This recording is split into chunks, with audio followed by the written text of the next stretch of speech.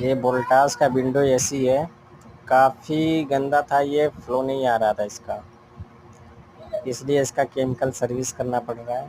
Chemical डाल दिया है और ये थोड़ी देर के लिए छोड़ दिया है इसको, जैसे केमिकल डस्ट को काट देगा फिर इसको हम पंप से सर्विस करेंगे।